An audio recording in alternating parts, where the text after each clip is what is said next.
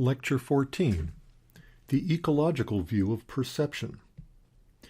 In the previous lectures, we've been mostly interested in the psychophysical relationship between the physical properties of a proximal stimulus and the psychological properties of sensory experience to which that stimulus gives rise. In this lecture, we move more clearly from problems of sensation to problems of perception. From questions like, is there something out there, and how strong is it, to questions like, what is it that's out there, where is it, and what is it doing? Perception is the process by which we form a mental representation of a distal stimulus. One influential approach to perception is known as the ecological view of perception. It was formulated by the late James J. Gibson and his wife, the late Eleanor Jack Gibson, who worked together at Cornell University. According to the ecological view of perception, all the information needed for perception is provided by the stimulus environment. That's why it's called the ecological view, because the information is in the environment. This stimulus environment is broadly defined to include all the stimuli that impinge on the perceiver over a particular period of time. The perceptual apparatus has evolved in such a manner as to extract this information without any recourse to memory or thought. And because the perceptual apparatus has evolved the way it has, to enable us to see the world as it really is, there is not much need for learning to occur. The perceiver must learn to extract the relevant information, but all the information is there in the stimulus, in the light, as Gibson would say, and the perceiver just has to pick it up. Because all the information we need is provided by the stimulus environment, there's no need for mediating processes such as memory or so-called higher mental processes of judgment, reasoning, or problem solving. That's why this theory is also sometimes called the theory of direct perception. And sometimes the theory is called direct realism, because it argues that the information in the stimulus enables us to see the world the way it really is. The ecological view is a radical view of perception, but in fact the principles of direct realism, the ecological view, can account for a lot of what we see. The Gibsonian ecological view of perception has been especially successful in accounting for three basic aspects of perception. First, motion perception, whether an object is stable or moving in space. Second, depth perception, whether an object is nearby to or far away from the observer. And third, plasticity, whether an object is rigid or flexible. Again, the ecological view of perception is called that because it assumes that the stimulus environment, the ecology, provides enough information to enable us to perceive the world accurately, and there's no need to draw on other information that might be inside the head, like memory. But there's a subtle trick in Gibson's direct realism, and that's that the stimulus has to be defined in a broad way so as to include not just the distal object itself, what we might call the object of regard, but also other stimuli in the surrounding stimulus field, especially the relationship between an object and its background as it develops over time.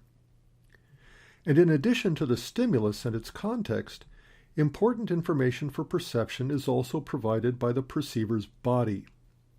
All of this, the distal stimulus, its environmental context, and the perceiver's own body, are the environmental sources of information for perception. To see how the ecological view works, let's take a serious problem of visual perception, the perception of motion, and see what cues are available in the stimulus environment that tell us whether an object is in motion. Some information comes from the objects themselves, such as the successive covering and uncovering of an object's background, or of one object by another. This provides clear information that the object is moving with respect to its background, or that one object is moving with respect to another. Here's a quick demonstration. Set the slide in motion and watch the red square. If you watch the red square, you'll see a green square successively cover and uncover it. This provides information that the green square is moving across the red square. Note that the information for motion comes from the relationship between the two objects. Other information relevant to the perception of motion is provided by the eyes and the head. For example, as an object moves, the retinal image cast by that object moves across the retina. This assumes that you're holding your head and your eyes steady, fixated on some point. Then the retinal image of any object that moves with respect to that point will also move across your retina. Here's another very simple demonstration. Focus your eyes on the cross. Hold your head and eyes steady. Don't move them, just watch the cross. Then put the animation in motion and watch what happens to the circle. The image cast by the circle on your retina is moving from one side of the retina to the other, and that is information provided by the stimulus that it's in motion. But it turns out that we don't always see motion when an image moves across our retina. If you looked at that same cross, but then moved your eyes or your head back and forth to the left and right, the retinal image of the cross would still move across the retina. The cross moves across the retina because your head or your eyes are moving, but we don't see the cross move in the world. That's because the visual system automatically corrects for kinesthetic information about ego motion, or self-produced movement, to tell us that it's our eyes that are moving, not the objects in the world. Again, focus on the cross and set the animation in motion, and try to track the circle with your eyes without moving your head. I know it's hard. The screen is small and the circle moves fast. That can't be helped. I want you to get a sense that in this case, the image of the circle doesn't move on your retina at all. At least, it doesn't move very much. It's the motion of your eyes in tracking the circle that's providing the information that tells you that the circle is in motion. Now here's the same sort of demonstration. Again, focus on the cross. Set the slide in motion, and then track the circle by moving your head without moving your eyes. The point here is that the cross stays fixed on your retina. The image of the cross stays fixed on your retina. But because your head is moving, the movement of your head provides information that the circle is in motion. You'll get a better sense of this if you try how it works in the real world. The next time you step outside onto the sidewalk, just stay there for a moment. Look across the street and fixate on some target across the street. Perhaps a parked car or a light pole, a telephone pole, a fire hydrant, something that's stationary. Wait for a car to pass and see what happens. The first thing you'll notice is that the passing car successively covers and uncovers whatever it was that you're fixating on across the street. And you have also the motion of the car by virtue of the movement of the image cast by the car on your retina from one point of the retina to another. Now wait for another car to pass, and this time follow it from your left to your right, or from your right to your left, it doesn't matter. But follow the car with your eyes holding your head steady. The image of the car stays pretty much in the same place in your retina, but because your eyes are moving, that's information that the car you're looking at is in motion. Then wait for another passing car and do the same thing. Follow it, but this time follow it with your head, moving your head and keeping your eyes steady.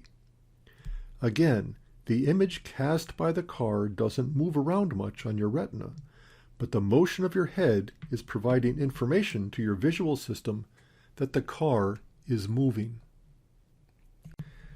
This little exercise underscores the point that there are actually two different systems involved in the perception of motion. First, there's the image retina system, which takes information about the image of an object on the retina. Second, there's the eye-head system, which takes information about movements of the eyes and the head.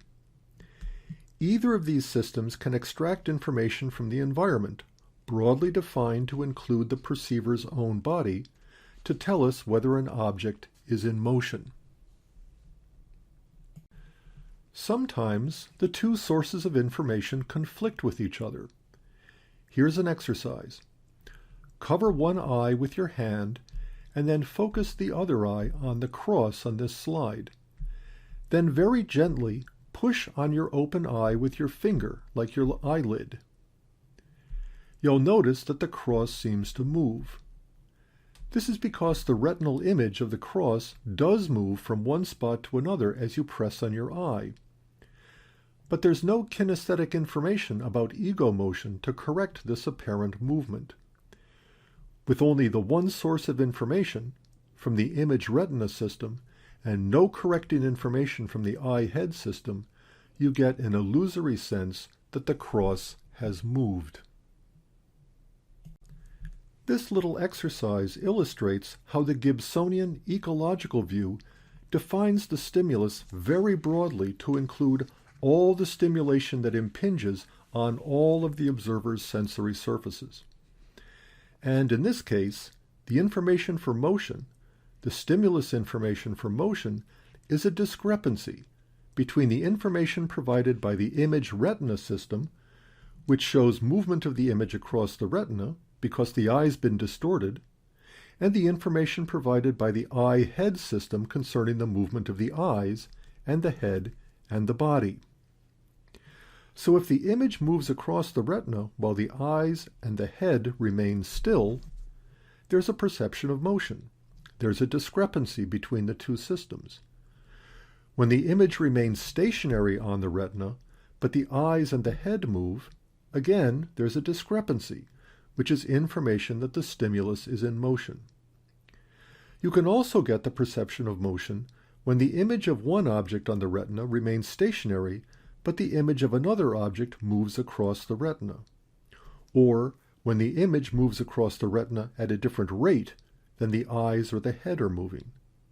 The effective stimulus for motion is the discrepancy provided between the information from the image retina system and the information from the eye-head system. So now we're in a position to summarize how the two systems, the image retina system and the eye-head system, work together to convey the perception of motion. In the image retina system, if the target is moving so that the retinal image is moving across the retina, but the action of the eye is stationary so that there are no commands to the eye or the head to move, then there's a perception of motion. A similar kind of process can be seen in the perception of distance or the perception of depth. And again, Gibsonian ecological perception says that all the information needed to perceive objects at a distance or to perceive depth in a scene is provided by the entire pattern of stimulation impinging on the observer. Some stimulus cues to distance or depth are called binocular, because they depend on the fact that we have two eyes. And these cues are not available to people who are blind in one eye, or organisms that have only one eye, like the Cyclops of Homer's Odyssey. One of these binocular cues for the perception of distance is convergence. When we fixate on an object, it turns out that our two eyes turn toward each other to form an angle. And from simple geometry, you'll remember this from high school, it's a fact that the angle of convergence between the eyes depends on the distance between the eyes and the object. So the angle of the two vectors formed between the two eyes and the object provides information about how distant the object is from the observer. This is a cue that works up to about 30 to 40 feet of distance. After that, the two eyes are essentially parallel, and they don't provide this information anymore. Here's a diagram that shows how the convergence of the eyes provides information about depth. When the two eyes fixate on the nearer object, A1, they form a relatively large angle of convergence, which indicates that the object is close. When they converge on the more distant object, A2, the angle of convergence gets smaller, which indicates that A2 really is further away. Another binocular cue for the perception of distance is what's known as binocular or retinal disparity. This cue arises because the two eyes are separated by a space of a couple of inches, so that each eye provides a somewhat different, a somewhat disparate image of the object that the observer is focusing on. Put another way, each eye has a slightly different perspective on the object. In stereoscopic vision, these two images are then fused so the two-dimensional images of the world that appear on the retina are fused into a three-dimensional image elsewhere in the brain, in the visual system. Here you have an example of how retinal disparity works. The two eyes are fixated on a point labeled P, and there's an object closer to the observer at point C and an object farther away at point F. Each object casts a somewhat different image onto the retina of the eyes. These two somewhat different two-dimensional images are then fused elsewhere in the visual system to create a three-dimensional image of the objects in space. Here's a little demonstration of binocular disparity. Hold your left index finger out at full arm's length and your right index finger at half arm's length. Then close your right eye and align your two fingers using only your left eye so that both coincide with the cross on this slide. Then close your left eye and open your right eye. What you'll see is that the cross moves somewhat. It doesn't really move, of course, but the impression that it does shows that the left and right eyes have somewhat different views of the cross. These two different images are then fused by the brain, resulting in a three-dimensional percept with information about depth. Binocular or retinal disparity lies behind the technique of stereoscopy, or stereoscopic imaging. In stereoscopy, two slightly different images of the same view are projected simultaneously. The result of this simultaneous viewing of these slightly different two-dimensional images is an illusion of depth, an illusion of seeing the world in three dimensions. What the stereoscope does with photographs, your visual system does with the two slightly different images of the scene collected by the two eyes. Convergence and binocular disparity are binocular cues to depth because they depend on the fact that the observer has two eyes, two sources of visual information. But other cues to distance are monocular, in that they don't depend on the use of two eyes, and they're available to organisms that are blind in one eye or only have one eye. One of these monocular cues to depth is known as accommodation. When the eyes focus on an object, the lens of the eye changes shape so as to focus the image of the object on the retina. When the eye focuses on nearby objects, the lens bulges.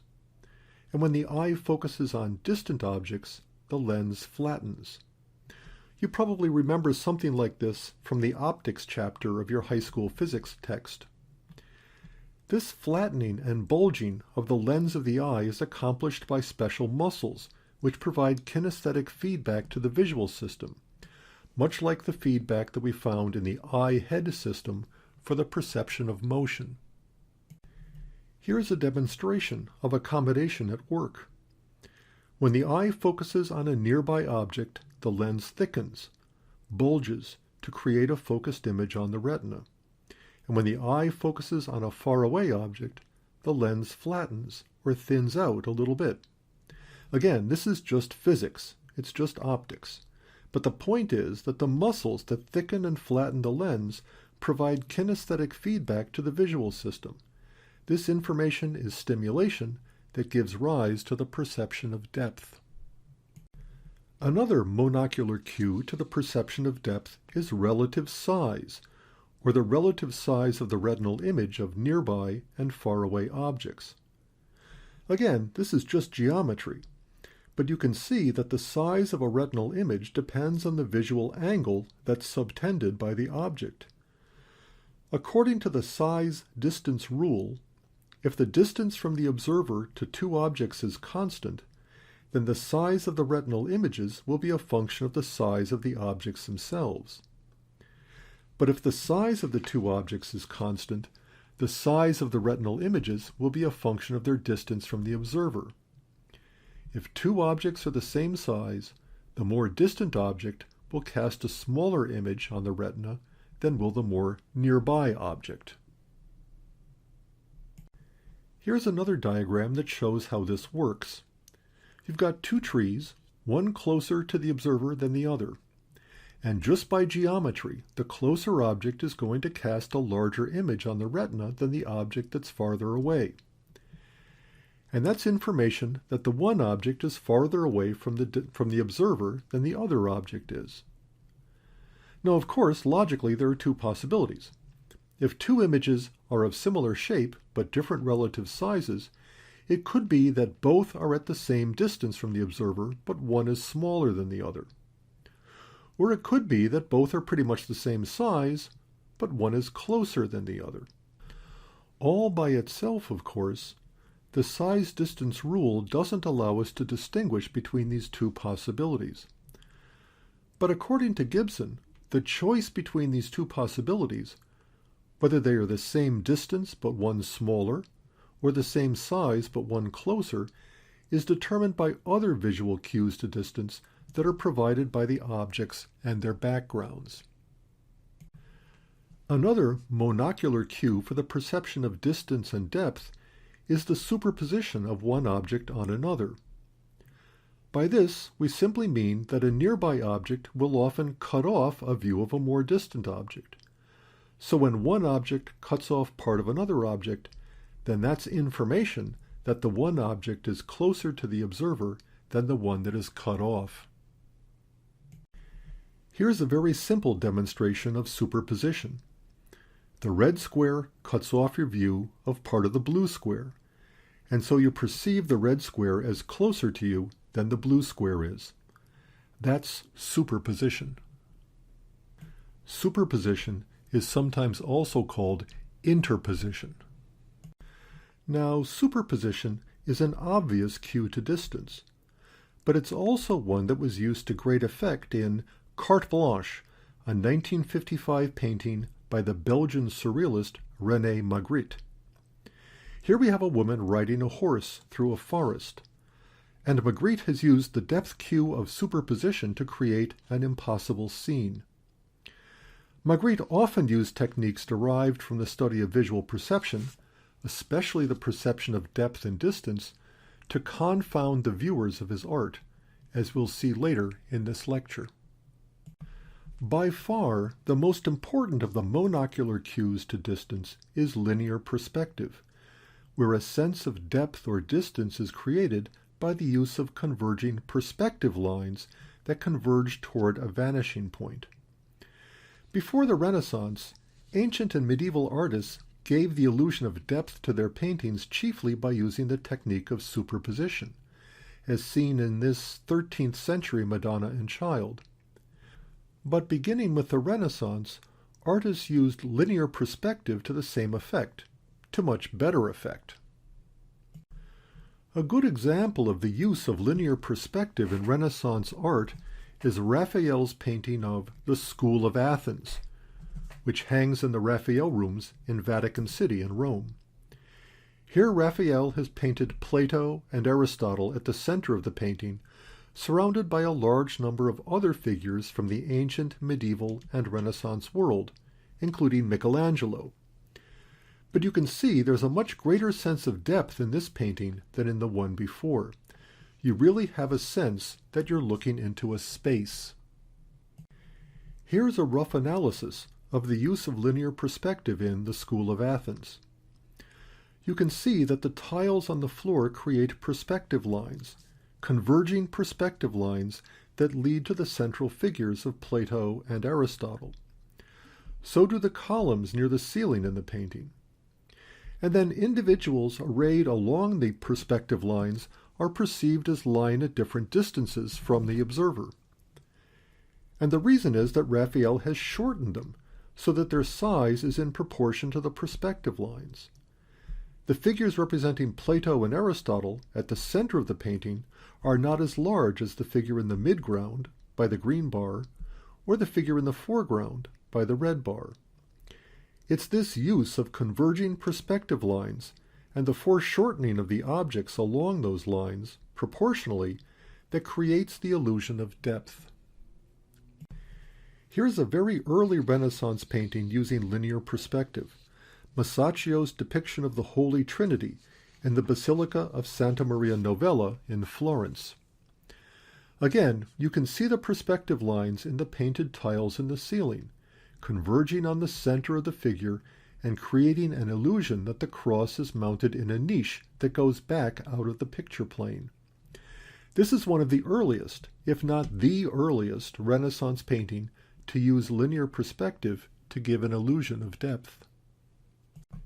Here's a photograph of a real interior, the nave of Orvieto Cathedral, built in the 14th century. You get a very strong sense of depth or distance in this photograph. All the more so because the architect has used the principles of linear perspective to trick the visitor into thinking that the nave is actually longer than it actually is. That's because the columns here are not actually parallel the way you'd expect them to be in a building. They actually do converge slightly together as you approach the main altar.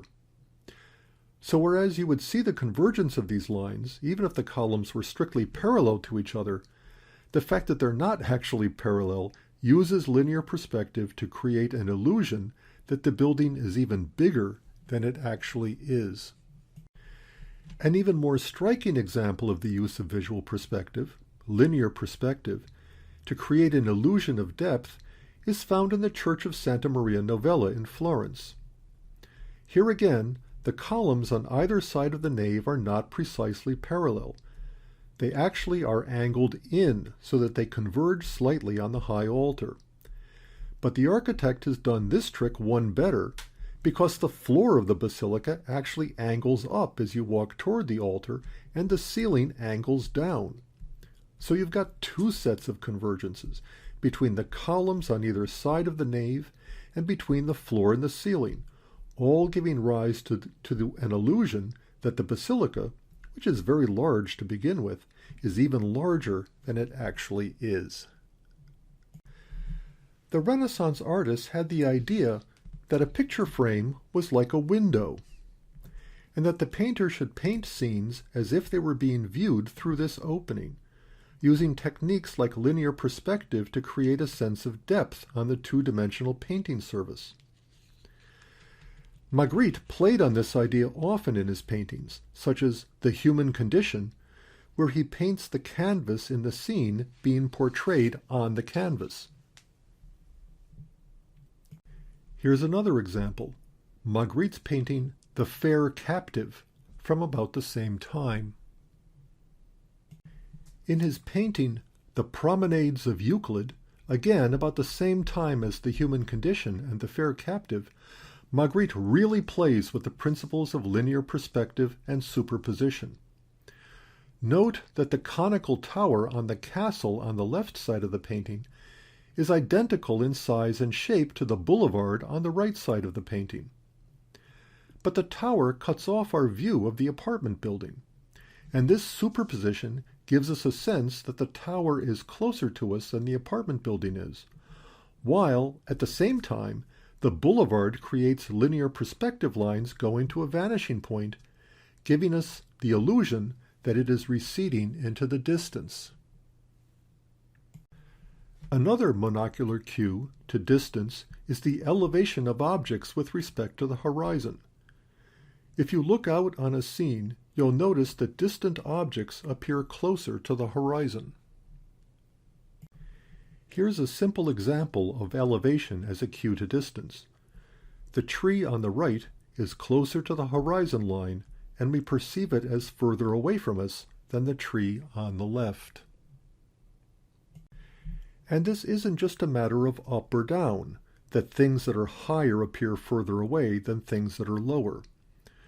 Note in this figure that the upper trees appear farther away than the lower trees, but the lower cloud looks farther away than the upper clouds.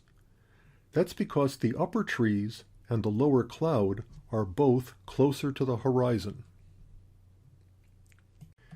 Yet another monocular cue to distance is aerial perspective, sometimes called atmospheric perspective. This cue occurs because dust and water particles in the air absorb and diffract light. The result is that distant objects look hazy, but they also look bluish. Here are two examples.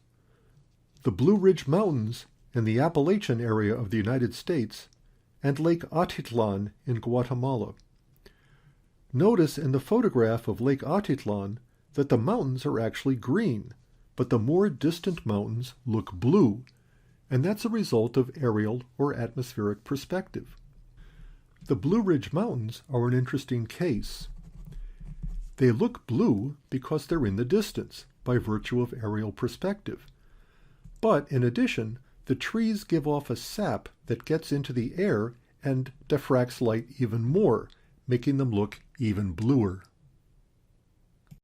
Magritte used aerial perspective to good effect in his painting The Glass Key, where the bluish tinge helps give a sense of distance to the mountains in the background. Yet another monocular cue to depth and distance are texture gradients. They're really a variant on linear perspective, where you have continuous changes in the relative size and compactness of objects. And those changes also provide a cue to distance. Distant points have smaller elements than points that are nearby. But more important, their elements are more compact. Here are some photographs that show how texture gradients work. First, a photograph of a rocky beach on the left, and then a photograph of a crowd scene on the right. You can see that in both cases, the nearby objects are both larger and less compact. They're more spread out. More distant objects are smaller and much more compact. Here's a painting by the American artist Georgia O'Keeffe that illustrates the use of texture gradients. Her painting Sky Above Clouds 1, the first of a series from 1963. This painting was actually inspired by a flight that O'Keeffe took in which she saw something like this. And you can see that the more distant clouds are not just smaller, but they're much more tightly packed together. Notice, too, that the more distant clouds are closer to the horizon. You've got two cues for distance here: texture gradients and elevation. As I say, O'Keeffe was so taken with this image that she made a whole series of these paintings, all using the same technique of texture gradients to represent distance. The next couple of slides present these paintings individually, and I'll just let you look at them without any kind of narrative from me. Sky Above Clouds 2 by Georgia O'Keeffe, 1963. Sky Above Clouds 3 by Georgia O'Keeffe, also from 1963. And Sky Above Clouds 4 from 1965. Architects often use texture gradients or a variant on texture gradients to give an illusion of height in their buildings. Here are some photographs of townhouses in Dublin, Ireland. The windows are built in such a way that as the floors get higher, the windows get smaller. Now, on the top floor, that's where the servants lived, so of course their windows were smaller, but that's not the point. The point is that the progressive shortening of the windows makes the townhouses look taller than they really are, and that's how the architect uses texture gradients to create an illusion of distance. Here's a somewhat more spectacular example. the side of the Duomo, the cathedral, in Arezzo, Italy. As you go higher, successive rows of columns are both shorter and closer together. Note that there are more columns in the third rank than in the second, more columns in the second rank than in the first. Here, the architect is using texture gradients to create the illusion that the cathedral is actually taller than it really is. Another monocular cue for the perception of depth and distance is shadowing. Gibson points out that the visual system evolved in an environment in which light came from above, from the sun or the moon, and so patterns of shadowing can be used to convey information about depth and distance. While the shadowed portions of objects are hidden from light, the illuminated portions must be situated between the light and the shadow.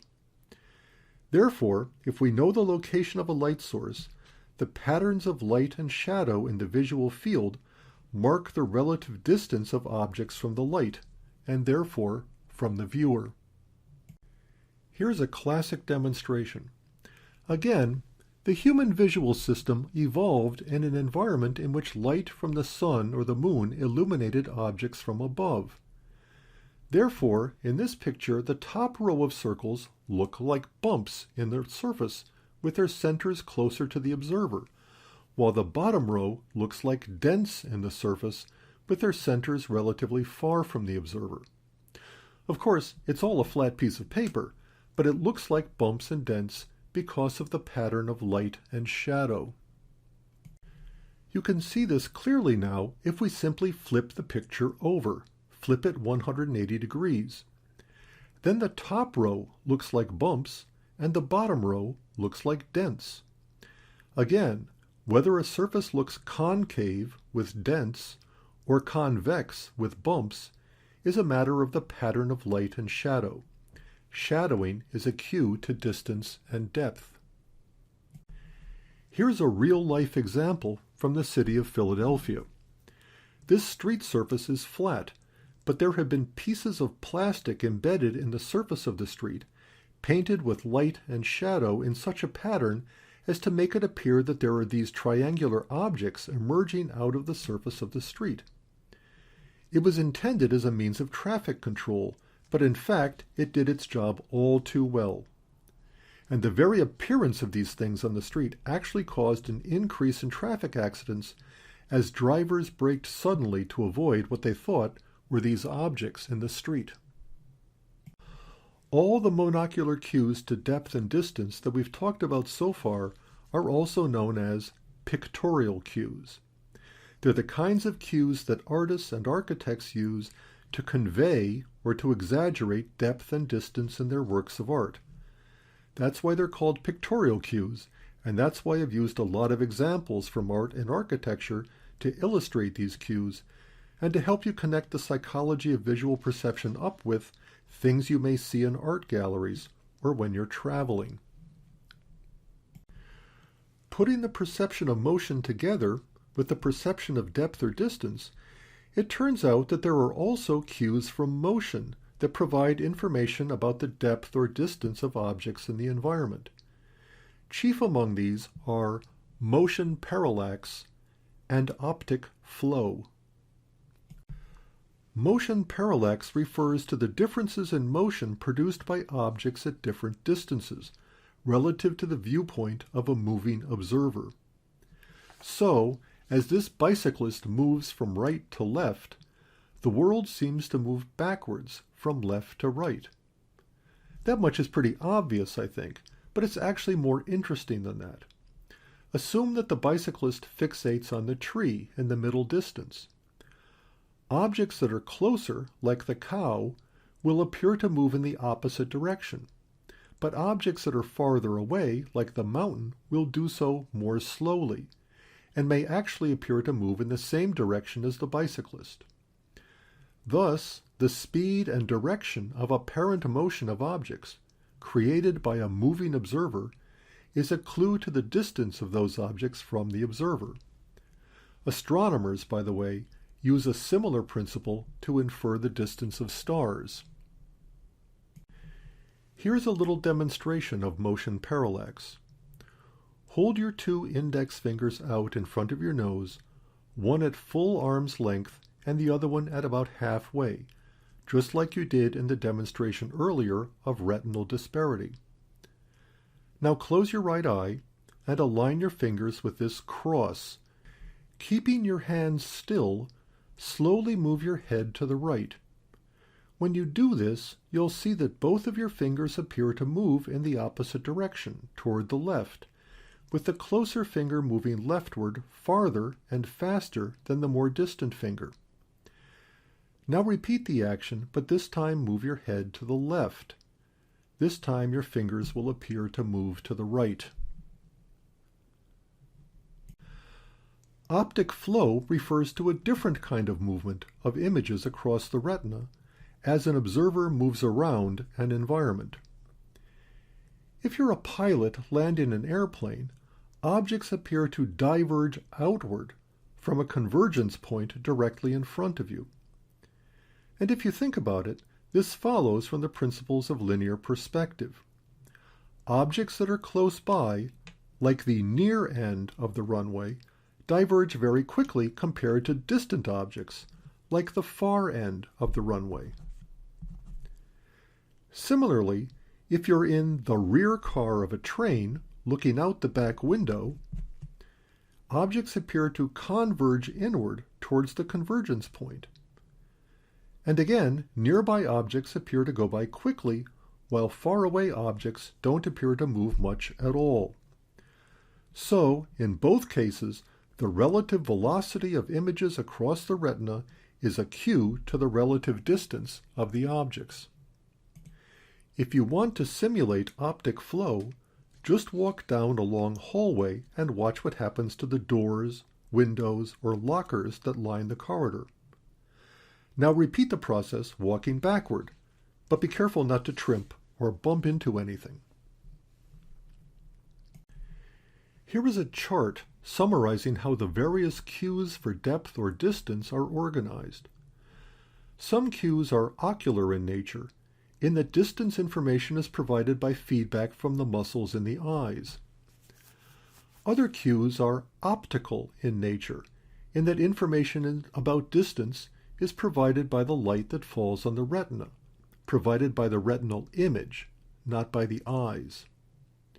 Within each category, some cues are binocular in nature, requiring 2 eyes, while others are monocular in nature, depending on only a single eye.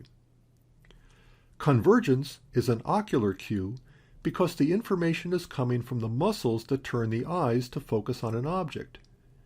And, of course, it's a binocular cue. Accommodation is an ocular cue because the information is provided by the muscles that change the shape of the lens in the eye. And that's an ocular cue that's available to an organism that has only one eye. Retinal disparity, leading to stereopsis, is an optical cue because it comes from the image of the object that falls on the retina. And of course, the disparity requires that there be 2 images, so that's a binocular cue. All the pictorial cues to depth and distance are optical because they're provided by the retinal image, by the light. And they're also monocular because the information in these cues is available to an organism that has only a single eye. So relative size, linear perspective, elevation, superposition, texture gradients, aerial perspective, and shadowing are all monocular optical cues to distance. And then finally, the motion cues, optic flow and motion parallax, are also optical cues because they come from the image that objects cast on the retina.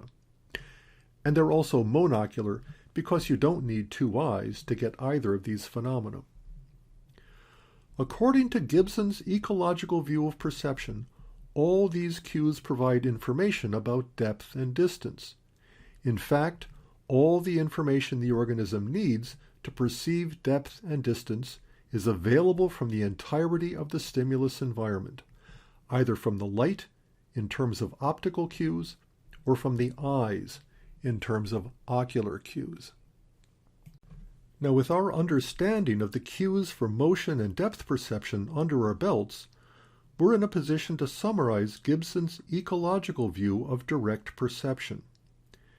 In Gibson's view, all the information needed for perception is provided by the stimulus, with the proviso that the stimulus is defined very broadly to include the entire pattern of proximal stimulation available to the perceiver, including information about the object and its background, but also information from the perceiver's own body, as well as the external environment. This stimulus environment, the stimulus ecology, provides information for perception. And the perceptual systems have evolved in such a way as to enable them to extract this information from the stimulus environment. These mechanisms that extract information from stimulation are part of the organism's innate biological endowment. Thus, from Gibson's point of view, perception requires little or no learning on the part of the organism, and little or no involvement of higher mental processes, so-called higher mental processes, involved in judgment, memory, inference, problem-solving, and other factors that are based on prior experience. Perception is direct. It's not an indirect product of something else. Perception is not mediated by cognition, which is why the ecological view is sometimes called a view of direct perception. And because the information in the environment is sufficient to enable us to perceive the world the way it really is, that's why the ecological view is sometimes called direct realism. No matter what you call it, perception requires little or no learning, or memory, reasoning, judgment, or inference. We see the world directly, the way it really is, by virtue of the entire pattern of stimulus information available in the environment and extracted by our perceptual apparatus.